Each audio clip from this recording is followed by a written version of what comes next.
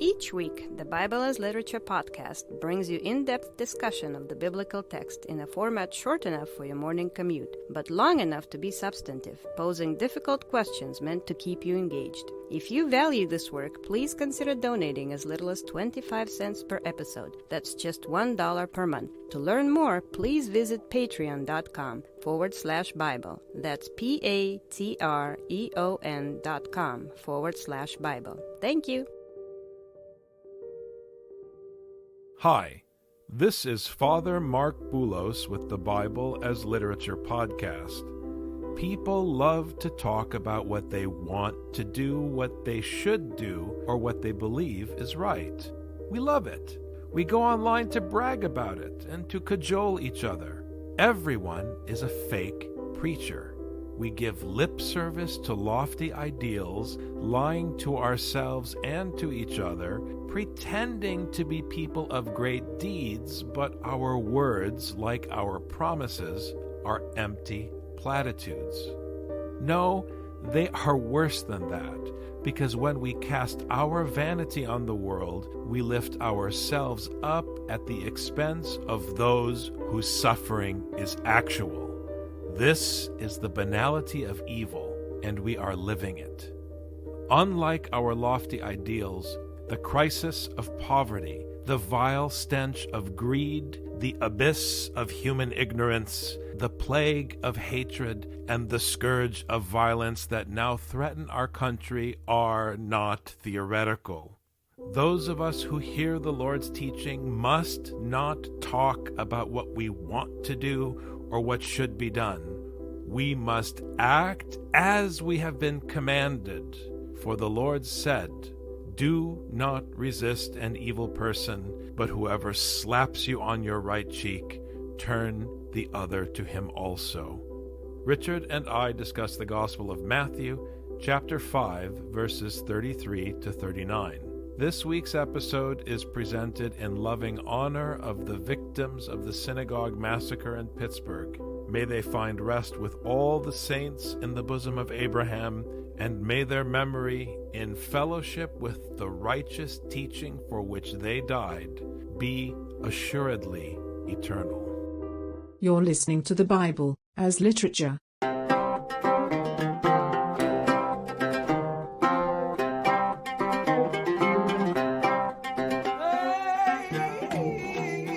Hi, this is Father Mark Boulos. And this is Dr. Richard Benton. And you are listening to episode 250 of the Bible as Literature podcast. Every time I marry a couple, one of the things I appreciate about the text that we use in our tradition is that there are no vows. And implicit in this stance taken by the liturgicist is the understanding or the premise that human promises are empty promises. When you stand before the Holy Gospel, which is read to you on the day of your wedding, it is the teaching of the Gospel of John and the epistle of St. Paul to the Ephesians that establishes the bond between the couple. It's the teaching of Jesus Christ that makes the bond a community, a household in the biblical sense, in the spirit of the New Testament, not human promises. And so I'm always excited when I come to this section of Matthew chapter 5. Everything belongs to God, the present and the future. So who are you to promise anything? You don't know if you're going to make it across the street without a bus hitting you. How are you then going to swear upon the heavens or upon the throne of God or anything? Because not only do those things not belong to you, but your future itself does not belong to you, because we do not have that kind of control. Again, you have heard that the ancients were told, "You shall not make false vows, but shall fulfill your vows to the Lord." This is an instruction that is indicated in Leviticus, Numbers, and Deuteronomy. So this is something that is woven through the fabric of the Pentateuch, of the law of Moses, and is obviously critical to the instruction that the Lord is giving, his presentation of this law for the Gentiles. The reason why this is woven throughout and the reason why this is so important is because if you say you're going to do something for the Lord, then you've bound yourself to it. You can't say, "Okay, God, I'll think about it," or "Okay, God, I'll see if I can get around to it." If you say you're going to do it, you do it, and it's that simple. It's what Matthew will talk about when he criticizes those who say, Lord, Lord. The Lord is on their lips. They're praising him, but their deeds are far from the instruction of the Lord. Everyone talks about what they want to do, or what's important to them, or what they care about. And then they go on Facebook and post messages about, for example, the ugly horror of anti Semitism, which we all saw on full display this week. But who's actually making the effort to understand their neighbor, to take action on the instruction to reach out and interact with those who hate us? Who is doing that? It's easy to talk about how you disagree with a certain worldview. It's very difficult to confront a hateful worldview with love. And I dare say that those who were massacred this week were trying to confront hate with the action imposed upon them by the Lord's commandment to love the needy neighbor, especially in the person of the immigrant or the sojourner. So we have a lot to account for when we say, Lord, Lord, in the Gospel of Matthew, but don't act on his commandment. But I say to you, make no oath at all, either by heaven, for it is the throne of God, or by the earth, for it is the footstool of his feet, or by Jerusalem, for it is the city of the great King. This echoes, Richard, what you said just a moment ago, that since you don't possess any of these things or control any of these things. I mean, Matthew is taking you in classic form, as you hear often in the Psalms, from the heavens all the way down to the earth, which is a way of indicating span or breadth of dominion. The Lord is the one whose dominion stretches from the heavens all the way down to the lowest parts of the earth, his footstool. And the city of the great King that he refers to in verse 35 is actually taken from Psalm 48. And again, it's not about the Jerusalem that we find in Palestine, a piece of land that you can locate on a human map. It's about the heavenly city, which at the moment is where the Lord Jesus Christ is seated in power, giving his Father's instruction. One would swear by the heavens, by Jerusalem, by the earth, that they would do such and such a thing. But how can you swear by such and such a thing when you don't have control? You don't get to say what is going to happen with those things. If you say by the earth, I'm going to do such and such a thing, okay, you don't do such and such a thing. What are the consequences? You're going to hand over the earth to the person you swore to? Of course not. By making such grand gestures, you end up making your words empty. What's beautiful about how Jesus has gone from you have heard, but I tell you, and the kind of movement that he makes throughout the Sermon on the Mount is the first movement is if you swear something, you have to do it. But in fact, if you don't have control over the future at all, how do you dare even swear anything? How do you promise anything? The individual speaking feels they have control. They feel they have some dominion so that they can promise something that's going to happen. When in fact, Jesus puts that person in his or her place, knowing that you have no control over the future. You have no determination about what you're going to be able to accomplish and what you're not going to be able to accomplish. By no means are you allowed to promise the heavens or the earth or the great city as a consequence for not fulfilling your vows. He shows how empty those words are, however grand they sound. And the example of marriage, Richard, isn't just pulled out of the air. It flows very nicely from the previous verses that deal with the question of fidelity, adultery, and divorce. The whole point here is that if you make a vow to be faithful and then you're not faithful, you're bound to something you can't fulfill, and you are shutting out the Lord's mercy because of your trust in your own word. Whereas if you simply accept that the Lord has established your household by his word, there's a chance that when you fall short, he will show mercy. You're not really proven married on the day of your marriage any more than you're proven baptized on the day of your baptism. We will know whether or not you were truly married. We will know whether or not you were truly baptized on the day of your death, when the meaning of your life is revealed to all those who bear witness to your eulogy. Nor shall you make an oath by your head, for you cannot make one hair white or black. You have no control.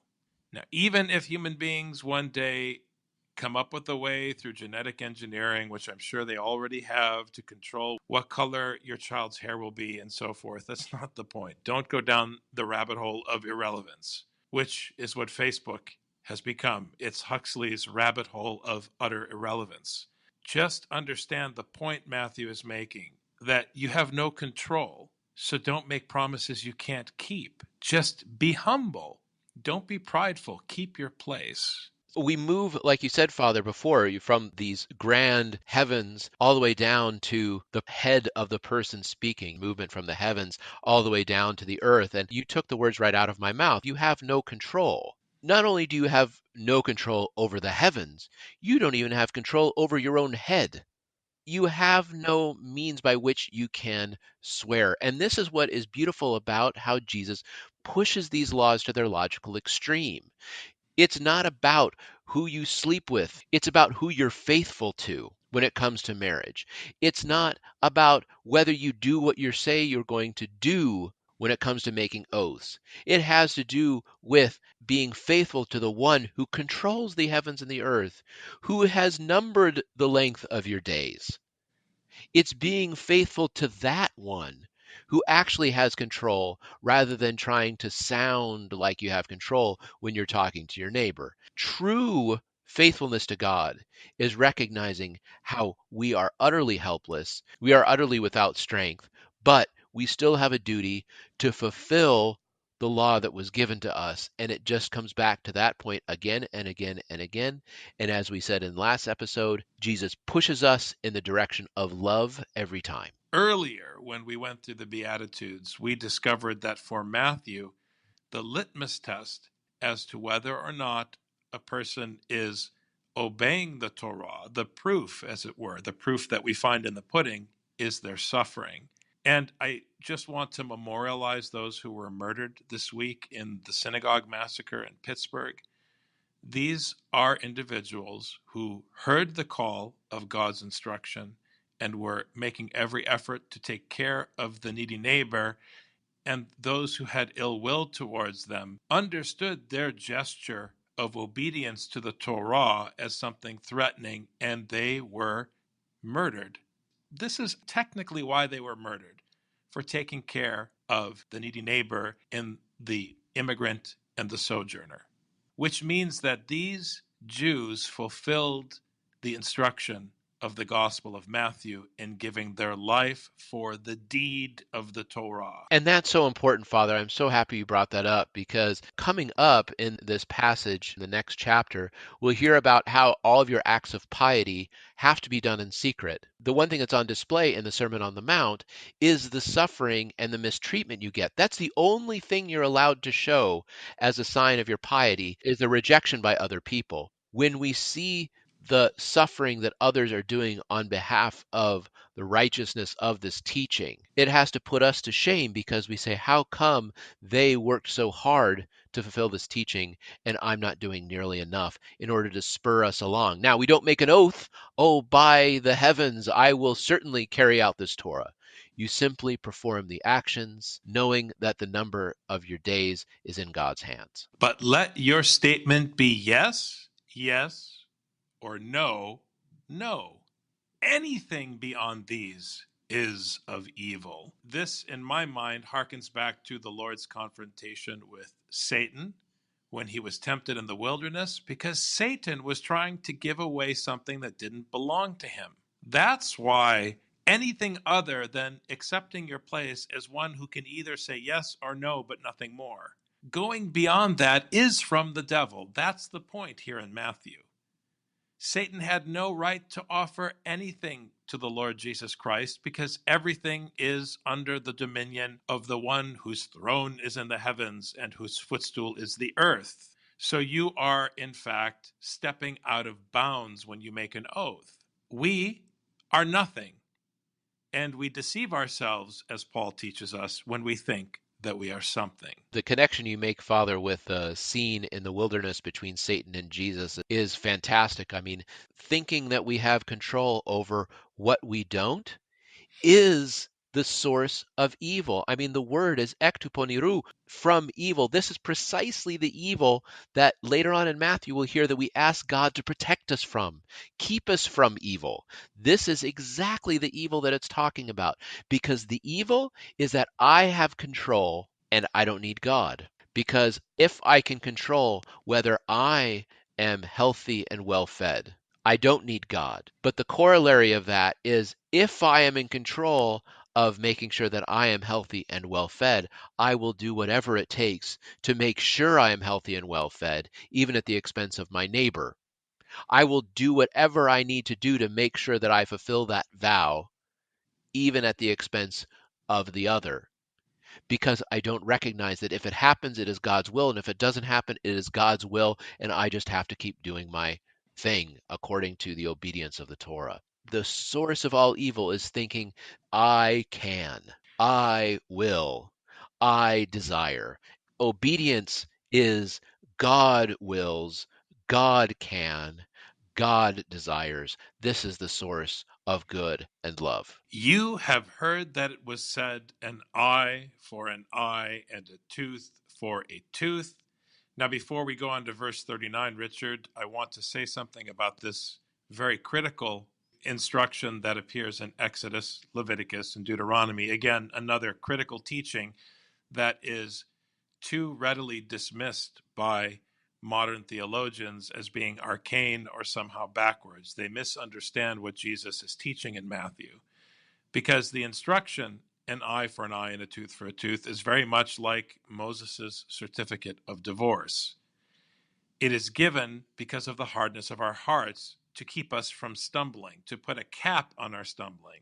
Because if you look, for example, at the tragedy of conflict in the world, we have the example most recently of Jews and Arabs in the Holy Land, but there are plenty of examples all throughout Europe and all throughout human history of groups feeling victimized by each other and going back and forth tit for tat. This is part of what human beings do. It's one of the deformities of our survival instinct, to be frank. And the Lord, in his wisdom in the Torah, said, look, you can't just keep going back and forth. There has to be a limit. That's the spirit of the instruction.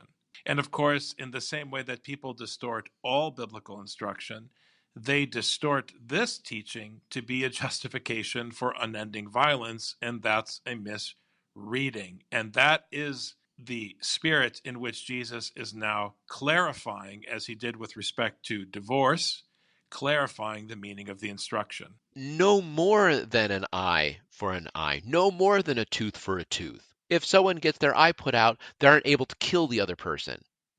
They aren't able to take both of their eyes. It's one for one. Because here's what happens when you don't follow even this basic, simple teaching given because of the hardness of your heart. For the last 15 years in this country, we've been deciding at what point is it okay to preemptively destroy a country before they even attack. We attack and we justify the attack when we haven't even had an eye taken out. Not a single eye has been taken out, and we're trying to debate whether it's okay to attack or not and kill them. Even this teaching, don't dismiss it for its justice value, because it still has value in just keeping people civil. It's like Miss Manners says, you have laws to keep people from doing things, but you have manners so that people can actually get along with each other. This is the law. At least this is the line we say you can't go past. Manners is how you act correctly with other people. But the law is how far you may not go. And that's what this is. This is the law. You may not take more than was taken from you.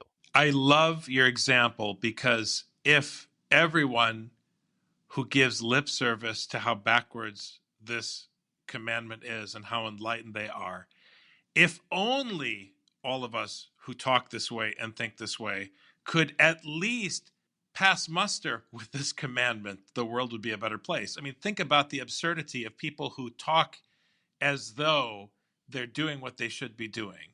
It's very much linked to this idea of lip service and saying that this is what I want to do. Well, wanting to do something and doing something are not the same thing. They are not the same thing. There is a big difference between wanting to do something and actually stepping up and producing a deed. And we cannot produce the deed that lives up to the commandment outlined in verse 38, because all of us take more than an eye for an eye and much more than a tooth for a tooth. So when we criticize this teaching, we fall squarely under its condemnation. And that is Matthew in a nutshell. But I say to you, do not resist an evil person, but whoever slaps you on your right cheek, turn the other to him also. Dr. King overcame the tyranny of oppression by submitting to it. It's as simple as that. It's uncomfortable. No one likes to hear it. But the fact of the matter is, Dr. King chose to humble himself before his oppressor, and he won over the oppressor. The oppressor was kept at bay and in some places forced to rethink their attitude and their behavior. We will never solve the problem of anti-Semitism in the United States by just trying to wipe all these people out or fight them or push back. It doesn't work. Just ask Gamal Abdel Nasser how things turned out in Egypt. You cannot fight fire with fire. The solution, and I'm so thankful for the witness of this synagogue in Pittsburgh, the solution is to continue to love your neighbor, to not fight evil with evil, but to get up the next morning, open the scroll of the Torah, hear the instruction, and try to live it out yet again, day by day by day, and to allow the Lord, who has dominion over the heavens and the earth, to be the one who makes the decision of who is judged and who is shown mercy. When you look at the Greek, it fits very interestingly with the last passage because it says, do not resist evil, mi antistine to poniro, which is the same word for evil that was just in verse 37. Saying more than yes comes from evil. But you are not allowed to stand against evil, which seems strange. I mean, of course we want to stand against evil. That's what we're supposed to be doing, right? No, because these evil things that come in this world are not to be given any notice. It's like the conversation we were having on Saturday night, whether evil exists in this world and how we have this struggle between God and evil. There is no struggle between God and evil.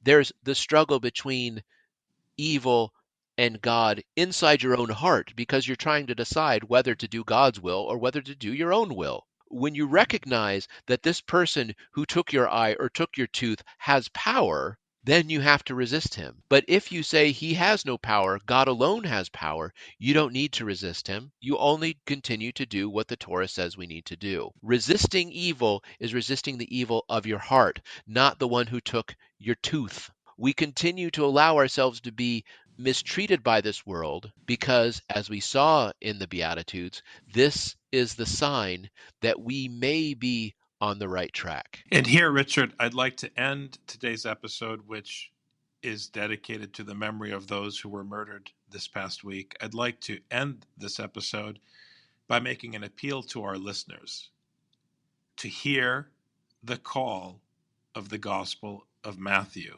This is your calling. Your calling is not something you feel. It's not something you reflect on because you're trying to figure out what you want to do. The call is the call of this text that we are reading together and studying together. Hear the call and seek out those around you in your community, whether in your family, in your church, in your neighborhood, at work. Seek those people out who are given to cruelty or hatred, and don't argue with them. Love them, bear witness to this teaching in your dealings with them, and continue to draw upon the wisdom of the gospel to shape your interactions with them. And I mean, you have to seek out interactions with people that your life coach tells you you should dismiss. Your life coach is an idiot. Because if you keep dismissing people who make us uncomfortable, you're kicking a can down the road that we will not be able to solve. Seek out those people and find a way to interact with them and love them and submit to them for the cause of the gospel. And your Father, who sees what you do in secret, will reward not only you, but all of us openly in anticipation of his kingdom. To him be the glory and the dominion and the majesty. Christ is in our midst, Richard. He is and ever shall be.